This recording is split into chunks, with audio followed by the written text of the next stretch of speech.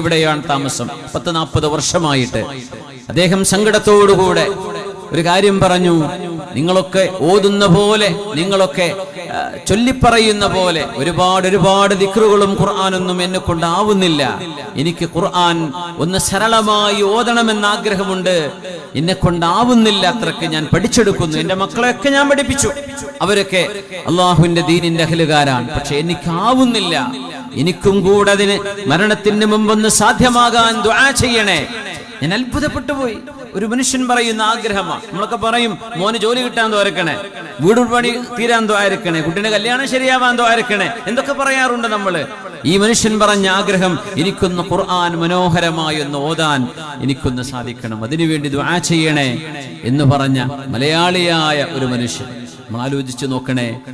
ഇതൊരു അള്ളാഹുവിന്റെ അമൃതാണ് എന്ന് പറയാൻ പറ്റുമെങ്കിൽ, ഇതൊരു ദാഹിച്ചു വരുന്നവർക്ക് ദാഹം തീർക്കാൻ, മനസ്സിന്റെ പെടപെടക്കലുകൾക്ക് ആശ്വാസം നൽകാൻ, മനുഷ്യന്റെ അന്ധമായ ഇങ്ങോട്ടെന്നില്ലാത്ത ഓട്ടത്തിൽ അർത്ഥവും മാർഗവും ദർശനവും ലക്ഷ്യവും എല്ലാം പറഞ്ഞു കൊടുക്കുന്ന ജീവിതത്തിന്റെ വിശുദ്ധമായ വഴിയാണിത്. ആ വിശുദ്ധ ഗ്രന്ഥത്തെ നെഞ്ചിലേറ്റുന്ന ഒരു ഹാഫിള് ഒരു കുടുംബത്തിന്റെ വിളക്കാണ്, ഒരു രാജ്യത്തിന്റെ വിളക്കാണ്. അവര് ഓതുന്നത് അള്ളാഹുവിന്റെ വചനങ്ങളാണ്. അവരോതുന്നത്, അവര് പറയുന്നത്, അവര് അനുവർത്തിക്കുന്നത്, മറ്റൊരാളെ പഠിപ്പിക്കുന്നത്, അതിന്റെയൊക്കെ കൂലി ആരൊക്കെയാണോ അവർക്ക് പഠിക്കാൻ സഹായകമായത് അവർക്കൊക്കെ അതിന്റെ കൂലി കിട്ടുന്നില്ലേ? എത്ര വലിയ സൗഭാഗ്യമാണത്. അതുകൊണ്ട് ഇവിടെ ഇരിക്കുന്ന ബിഹാരികളായ, മലയാളം ഏതാനും വാക്കുകൾ മാത്രം പഠിച്ച് വന്നുകൊണ്ടിരിക്കുന്ന ഈ പിഞ്ചുമക്കൾ, നിഷ്കളങ്കരായ മക്കൾ, പഠിക്കുക എന്നാൽ വേറെ ഒന്നൊരു ചിന്തയുമില്ല. നാട്ടിൽ പോകണമെന്നില്ല, ആഗ്രഹങ്ങളൊന്നുമില്ല, ഇരുന്ന് പഠിക്കുക തന്നെ. ഹജേര് പറയായിരുന്നു, നമ്മുടെ മക്കളൊക്കെ മലയാളി കുട്ടികള് ഇരുന്ന് പഠിക്കുമ്പോഴേക്കും മൂത്രയ്ക്കാൻ ഒരുത്തൻ, അപ്പൊ ബാക്കിൽ അടുത്ത ആൾ ഇപ്പുറത്ത്, ഇന്നെന്താ ഉച്ചക്ക് ഭക്ഷണം, ഇതൊക്കെ നമ്മുടെ ചിന്തകൾ. പക്ഷെ ഈ മക്കള് ഇരുന്നാൽ പിന്നെ ആ സബക്ക് തീരുന്നവരെ ഇരുന്ന് ഓതുകയാണ്. വേറെ ഒരു ചിന്തയും അവർക്കില്ല, ഒന്നും അവർക്ക് വേണ്ട, പഠിക്കുകയാണ്. അത്രയ്ക്കും ഡെഡിക്കേറ്റഡ് ആൻഡ് കമ്മിറ്റഡ്. ഇത്രയും നല്ലൊരു മക്കളെ നമ്മുടെ നാടിന്റെ മുറ്റത്ത് കിട്ടിയിട്ട് ആ മക്കള് 2 വാക്ക് പറയുന്നതിൽ, അവരൊരു നേരത്തെ അന്നമുണ്ണുന്നതിൽ നമുക്ക് എന്തെങ്കിലും ഒരു സഹായം ചെയ്യാൻ കഴിയാതെ പോകുന്നത് ദൗർഭാഗ്യകരമാണ്. ഇസ്ലാം ഉയരും. അല്ലാഹു അതിനെ ലോകത്തിന്റെ എല്ലാ മുക്കുമൂലകളിലും, ഇന്ന ഹാദ ദീന ലയബ്ലുഗ് മാ ബലഗൽ ലൈലു വന്നഹാർ, this religion of Allah will reach each and every nook and corner of the world where sun rises. സൂര്യൻ ഉദിക്കുന്ന എല്ലായിടത്തും ഈ ദീൻ മുക്കുമൂലകളിൽ എത്തുമെന്ന് മഹാനായ മുഹമ്മദ് റസൂലുള്ളാഹ് സ്വല്ലല്ലാഹു അലൈഹി വസല്ലം. ഇത് ഹൃദയത്തിന് അനുഗ്രഹമാണ്, ഹൃദയത്തിന് ആശ്വാസമാണ്. വനുനസ്സിലു മിനൽ ഖുർആനി മാ ഹുവ ശിഫാ وننزل من القرآن ما هو شفاء ورحمة للمؤمنين ولا يزيد الظالمين إلا خسارا.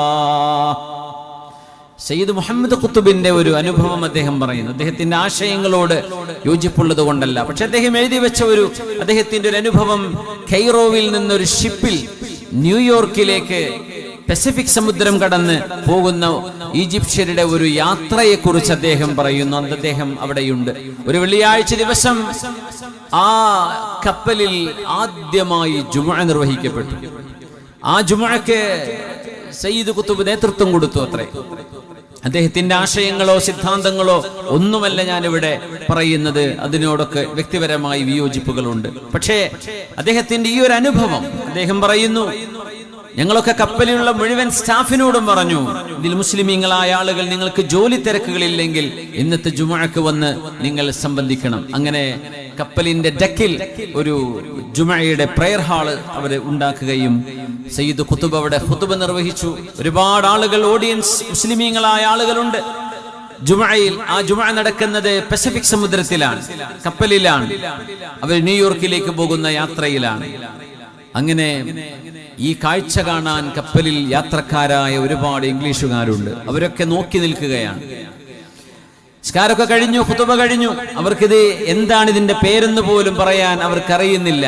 അവർ പറയുന്നു, നിങ്ങളുടെ ഈ പരിശുദ്ധ കാവ്യം ഞങ്ങൾക്ക് വളരെ ഇഷ്ടമായി. അതിൽപ്പെട്ട ഒരു ഉമ്മ, ഒരു സ്ത്രീ, പോളണ്ടുകാരിയായ ഒരു സ്ത്രീ, അവര് വന്നിട്ട് സയ്യിദ് ഖുതുബിനോട് ചോദിച്ചു അത്രേ, നിങ്ങൾ എന്താണ് നിങ്ങൾ ഈ ചൊല്ലിയത്? ഈ ഭാഷ ഞങ്ങൾക്കറിയില്ല. ഇത് അറബി ഭാഷയിലാണ്. പക്ഷേ നിങ്ങൾ അതിൻ്റെ ഇടക്ക് നിന്ന് പ്രാർത്ഥിച്ചപ്പോൾ ചൊല്ലിയത് നിങ്ങൾ പറഞ്ഞ സാധാ അറബി പോലെ അല്ലല്ലോ. അതിന് വ്യത്യസ്തതയുണ്ടല്ലോ, അതിനൊരു മധുരിമയുണ്ടല്ലോ, അതിനെന്തോ ഒരു ഇൻഫ്ലുവൻസ്. അത് കേൾക്കുമ്പോ it is so soothing to mind. ഞങ്ങൾക്ക് എന്തെന്നില്ലാത്ത ഒരു അനുഭവഭേദ്യമായ ഒരു വചനങ്ങളൊക്കെ നിങ്ങൾ അതിനിടക്ക് ചൊല്ലിയല്ലോ എന്ന് ചോദിച്ചു. ആ ഉമ്മ ചോദിച്ചത്, ആ വൃദ്ധയായ ഇംഗ്ലീഷുകാരി ചോദിക്കുന്നത് വിശുദ്ധ ഖുർആനെ കുറിച്ചാണ്. അപ്പൊ അദ്ദേഹം പറഞ്ഞു കൊടുത്തു, ഞങ്ങൾ സംസാരിക്കുന്ന ഭാഷ, ഖുതുബയുടെ ഭാഷ അറബിയാണ്. പക്ഷെ അതിനിടക്ക് ഞാൻ ചൊല്ലിയത് വിശുദ്ധ ഖുർആനിലെ സ്റ്റേറ്റ്മെന്റുകളാണ്, വിശുദ്ധ ഖുർആനിന്റെ വചനങ്ങളാണ്.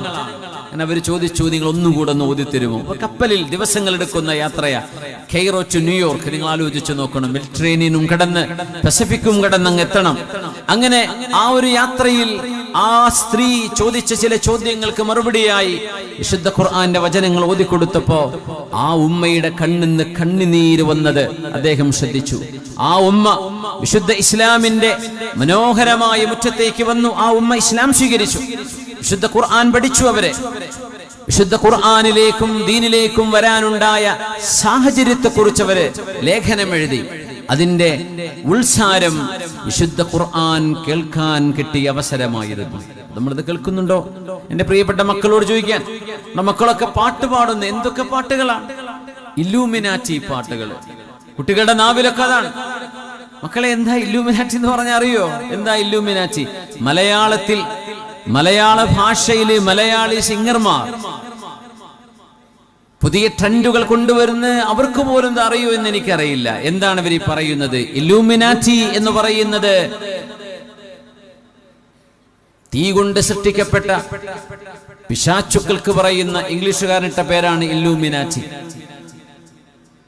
തീന്റെ وخلق الجان من مارج من نار. Allah created jinns from the smokeless flame of fire. ആ തീയിൽ നിന്നുണ്ടാകുന്ന വെളിച്ചത്തിൽ നിന്ന് എന്നതിന് അർത്ഥം കൊടുക്കാറുണ്ടെങ്കിലും തീ കൊണ്ടുണ്ടാക്കപ്പെടുന്ന ജിന്നുകൾക്കോ ഭൂതങ്ങൾക്കോ പിശാചുക്കൾക്കോ പറയുന്ന പേരാണ് ഇല്ലൂമിനാറ്റി. എന്നിട്ട് പറയുന്ന ആ വരികളൊക്കെ എനിക്ക് കേൾക്കാനിടയായി. ഞാൻ അത്ഭുതപ്പെട്ടു, മലയാളത്തിലാണോ ഇതൊക്കെ പറയുന്നത്? ചോരയുടെയും സ്കള്ളിന്റെയും കഥ പറഞ്ഞ്, മദ്യത്തിന്റെയും ലഹരിയുടെയും വചനങ്ങൾ നമ്മുടെ മക്കൾ ഇതൊക്കെ പാടിക്കൊണ്ടിരിക്കുകയാണ്.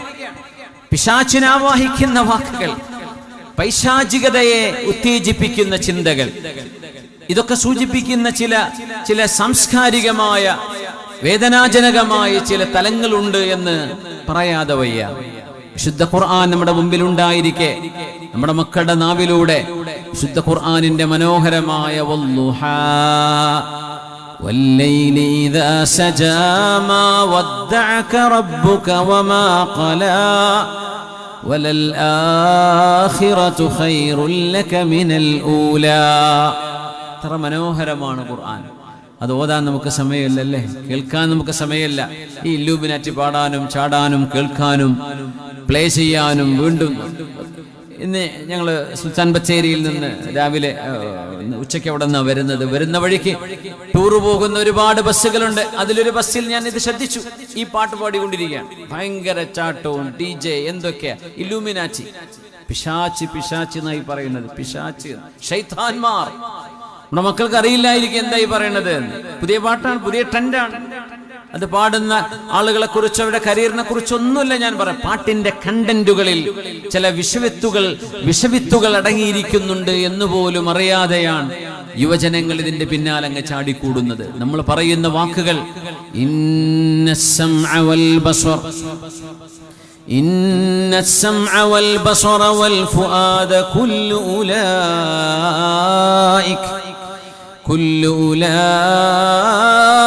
كان عنه مسؤولا. നിങ്ങൾ കേൾക്കുന്നതും കാണുന്നതും നിങ്ങൾ ആലോചിക്കുന്നതും ഇതിനെക്കുറിച്ചെല്ലാം നാളെ വിചാരണയുടെ നാളിൽ അല്ലാഹു നിങ്ങളോട് ചോദിക്കുക തന്നെ ചെയ്യും. എന്താ നിങ്ങൾ കേട്ടത്? എന്തായിരുന്നു നിങ്ങൾ? ഏതൊക്കെ റീലുകളാണ്, ഏതൊക്കെയാണ് നിങ്ങൾ സ്ക്രോൾ ചെയ്തത്? ഏതൊക്കെയാണ് നിങ്ങളുടെ കണ്ണുകളെ കൊണ്ട് കണ്ടത് എന്ന്. വൽ ബസ്വറ, നിങ്ങളുടെ കണ്ണുകളെ കുറിച്ച് നാളെ ചോദ്യമുണ്ട്. ഇന്ന സംഅ, കേൾവിയെ കുറിച്ച് ചോദ്യമുണ്ട്. വൽ ഫുആദ്, മനസ്സിലേക്ക് നിങ്ങൾ കോറിയെടുത്ത ചിന്തകളെ കുറിച്ചും നാളെ ചോദ്യമുണ്ട്. കുല്ലു ഉലൈക കാന അൻഹു മസ്ഊലാ, ഇതിനെക്കുറിച്ചെല്ലാം നാളെ ചോദ്യമുണ്ടെന്ന് പരിശുദ്ധ ഖുർആൻ. നമ്മൾ ആലോചിക്കാറുണ്ടോ? ബിസ്മില്ലാഹിർ റഹ്മാനിർ റഹീം. യാ അയ്യുഹല്ലദീന ആമനു തഖുല്ലാഹ വഖൂലൂ ഖൗലൻ സദീദാ യുസ്ലിഹ് ലക്കും അഅമാലക്കും വയഗ്ഫിർ ലക്കും ദുനൂബക്കും ومن يطع الله ورسوله فقد فاز فوزا عظيما إنا عرضنا الأمانة على السماوات والأرض والجبال فأبين أن يحملنها وأشفقن منها وحملها الإنسان إنه كان ظلوما جهولا. ആകാശലോകങ്ങളോട് അല്ലാഹു ചോദിച്ചു. വിശാലമായി കിടക്കുന്ന ഭൂമികയോട് അല്ലാഹു ചോദിച്ചു. ഉയർന്നു നിൽക്കുന്ന മാമലകളോട്, പർവ്വതങ്ങളോട് അല്ലാഹു ചോദിച്ചു. പർവ്വതമേ, ഭൂമിയെ, ആകാശലോകങ്ങളെ, നിങ്ങളെ ഞാൻ ഏൽപ്പിക്കാൻ പോകുന്ന അമാനത്ത് നിങ്ങൾക്ക് സ്വീകരിക്കാൻ പറ്റുമോ? ലാ ഇലാഹ ഇല്ലല്ലാഹ്, ഈ പ്രപഞ്ചത്തിന്റെ സൃഷ്ടാവായ അല്ലാഹു ജല്ല ജലാലുഹു, അവനേകനാണ്, എല്ലാറ്റിനും കഴിവുള്ളവനാണ്, ജീവൻ നൽകിയതവനാണ്. ആ തന്ന ജീവൻ എടുക്കാനും അധികാരമുള്ളവൻ അല്ലാഹു തന്നെ. അതുകൊണ്ട് ആരാധിക്കപ്പെടാൻ അർഹതയുള്ളവൻ അല്ലാഹു മാത്രമാണ് എന്ന ഈ അമാനത്തിനെ നിങ്ങൾക്ക് സ്വീകരിക്കാൻ പറ്റുമോ? ഞാൻ പറയുന്നത് പോലെ നിങ്ങൾക്ക് ജീവിക്കാൻ സാധ്യമാണോ എന്ന് ആകാശലോകങ്ങളോട്, ഭൂമിയോട്, പർവ്വതങ്ങളോട് അല്ലാഹു ചോദിച്ചുവെന്ന് സൂറത്തുൽ അഹ്സാബ്. فأبين أن يحملنها وأشفقن منها, ആകാശലോകങ്ങൾ പറഞ്ഞു അല്ലാഹുവേ ഞങ്ങൾക്ക് സാധ്യമല്ല. മാമലകൾ പറഞ്ഞു റബ്ബേ ഞങ്ങൾക്കിത് ഏറ്റെടുക്കുക സാധ്യമല്ല. ആകാശഗംഗകളിലെ താരസമൂഹങ്ങൾ പറഞ്ഞു ഞങ്ങളെ ഏൽപ്പിച്ചാൽ അത് അർഹിക്കുന്ന വിധം ആ അമാനത്തിനെ കൊണ്ടു നടക്കാൻ ഞങ്ങളെ കൊണ്ട് സാധ്യമല്ലെന്ന് പറയുകയും അവയൊക്കെ പേടിക്കുകയും ചെയ്തു. എന്നിട്ട് അല്ലാഹു പറയുന്നു, വഹമലഹൽ ഇൻസാൻ, മനുഷ്യൻ അത് ഏറ്റെടുത്തു. മനുഷ്യൻ പറഞ്ഞു അല്ലാഹുവേ 5 നേരം നിസ്കാരമോ ഞാൻ ചെയ്യാം, റമദാനിലെ നോമ്പാണോ ഞാൻ എടുക്കാം, സകാത്തും ഹജ്ജുമല്ലേ അതെന്നെ കൊണ്ട് കഴിയുന്നതാണെങ്കിൽ ഞാൻ ചെയ്തിരിക്കും, സത്യം പറയലും ധർമ്മവും നീതിയും സത്യസന്ധതയും വിശ്വസ്തതയുമല്ലയോ എല്ലാം ഞാൻ കൊണ്ടു നടക്കാമെന്ന് റബ്ബിനോട് വാക്ക് പറഞ്ഞ് ഏറ്റെടുത്തവനാണ് മനുഷ്യൻ. അല്ലാഹുവിന്റെ ഒരു സ്റ്റേറ്റ്മെന്റ് കാണാം, ഇന്നഹു കാന ളലൂമൻ ജഹൂലാ. ഇത്രമേൽ സ്വന്തത്തോട് അനീതി ചെയ്തവനും ഇത്രമേൽ അജ്ഞതയുള്ളവനുമാണല്ലോ മനുഷ്യനെന്ന് വിശുദ്ധ ഖുർആൻ. ആ അമാനത്താണ് എന്റെയും നിങ്ങളുടെയും കൈകളിൽ കിടക്കുന്നത്. ആ അമാനത്തിന്റെ ലക്ഷ്യപ്രാപ്തിക്ക് വേണ്ടിയാണ് നമ്മൾ ഇങ്ങോട്ട് വന്നത്. ഇവിടെ വന്നത് വീടുണ്ടാക്കാനും കുട്ടികളെ കെട്ടിക്കാനും അല്ല. അതൊക്കെ ജീവിതത്തിന്റെ ഒരു ഭാഗമായിട്ട് അങ്ങ് നടന്നു പോകും. ഇവിടെ വന്നത് തിന്നാനും കുടിക്കാനുമല്ല. അതൊക്കെ ജീവിതത്തിന്റെ അനിവാര്യതയാണ്. നമ്മുടെ ലക്ഷ്യം അല്ലാഹുവിനെ മനസ്സിലാക്കലാണ്. അല്ലാഹുവിനെ മനസ്സിലാക്കുക എന്ന ദൗത്യം ഏറ്റവും വ്യക്തമായും സ്പഷ്ടമായും നടക്കുന്നത് അല്ലാഹുവിന്റെ വചനങ്ങളിലൂടെ അല്ലാഹുവിലേക്ക് യാത്ര ചെയ്യുമ്പോഴാണ്. ശുദ്ധ ഖുർആനിലൂടെ ഇഖ്റ ബിസ്മി റബ്ബിക്കല്ലദീ ഖലഖ ഖലഖൽ ഇൻസാന മിൻ അലഖ്. എവിടെ നിന്നാണ് പ്രപഞ്ചമുണ്ടായത് എന്ന ആദിമ മനുഷ്യന്റെ ചിന്ത തൊട്ട് പിഞ്ചു കുഞ്ഞു വരെ എവിടെ നിന്നാണ് ഇതൊക്കെ വന്നത്, ആരാണ് ഇതൊക്കെ കൊണ്ടുവന്നത്, എവിടെ നിന്നാണ് ഇതൊക്കെ ഉണ്ടായത്, ആരാണ് എന്നെ പടച്ചത്, ആരാണ് എന്റെ ചുറ്റുവട്ടങ്ങളിലുമുള്ള ഈ ലോകത്തെ പടച്ചത് എന്ന മനുഷ്യന്റെ ആദ്യ ചോദ്യങ്ങൾക്ക് മറുപടിയാണ് വിശുദ്ധ ഖുർആനിൽ ആദ്യം ഇറങ്ങിയ ആയത്ത്. ഇഖ്റ ബിസ്മി റബ്ബിക്കല്ലദീ ഖലഖ്. വായിക്കണേ ബിസ്മി റബ്ബിക്, അങ്ങയുടെ രക്ഷിതാവിന്റെ നാമത്തിൽ. ആ രക്ഷിതാവിന്റെ പേര് പോലും പറയാതെ അല്ലാഹു പറഞ്ഞു, നിങ്ങളുടെ രക്ഷിതാവ് നബിയേ അല്ലദീ ഖലഖ്, അവനാണ് എല്ലാം പടച്ചത്. He created everything that exists. ഈ ലോകത്തുള്ള സർവ്വതും പടച്ചതവനാണ്. അടുത്ത ചോദ്യം, ആരാ എന്നെ പടച്ചത്? ഖലഖൽ ഇൻസാന മിൻ അലഖ്. Created man from a drop of blood, from a sensitive drop of blood. മനുഷ്യനെ പടച്ചു ഒരു കൊച്ചു രക്തപിണ്ഡത്തിൽ നിന്ന്. ഇഖ്റ, വായിക്കണേ, വറബ്ബുകൽ അക്രം, അങ്ങയുടെ രക്ഷിതാവ് ദയാലുവാണ്. ദയാലുവിൽ നിന്നല്ലേ കിട്ടേണ്ടത്, ദയാലുവിൽ നിന്നല്ലേ സ്വീകരിക്കേണ്ടത്. അതുകൊണ്ട് ജീവിതത്തിൽ എന്തെല്ലാം കിട്ടണം, ലഭിക്കണമെന്ന് ആഗ്രഹമുണ്ടോ അതിന്റെ വഴി ഇഖ്റ ആണ്, പഠിക്കലാണ്, ഓതലാണ്. വായിക്കണം, നിങ്ങൾക്ക് കിട്ടേണ്ടതൊക്കെ കിട്ടും. അറിയണം, പഠിക്കണം, നിങ്ങൾക്ക് ലഭിക്കേണ്ടതെല്ലാം തരാൻ കഴിയുന്നവനായ അക്രമായ അല്ലാഹു നിങ്ങൾക്ക് കൂടെയുണ്ട്. അല്ലദീ അല്ലമ ബിൽ ഖലം, എഴുതി പഠിക്കണം, എഴുതാൻ പഠിപ്പിച്ചതവനാണ്. ഇദ്രീസ് അലൈഹിസ്സലാം എന്ന നബിയാണത്രേ ആദ്യമായി പേന കൊണ്ട് എഴുതിയത്. ആദം നബി കഴിഞ്ഞാൽ പിന്നെ രണ്ടാമത് വന്ന നബിയാണ് ഇനോക്ക് എന്ന് ഇംഗ്ലീഷുകാരൻ വിളിക്കുന്ന ഇദ്രീസ് അലൈഹിസ്സലാം. പേന കൊണ്ട് എഴുതാൻ പഠിപ്പിച്ചത് അല്ലാഹുവാണ്. അല്ലമൽ ഇൻസാന മാ ലം യഅലം, മനുഷ്യൻ അറിവില്ലാത്തതെല്ലാം മനുഷ്യനെ പഠിപ്പിച്ചതാണ് അല്ലാഹു.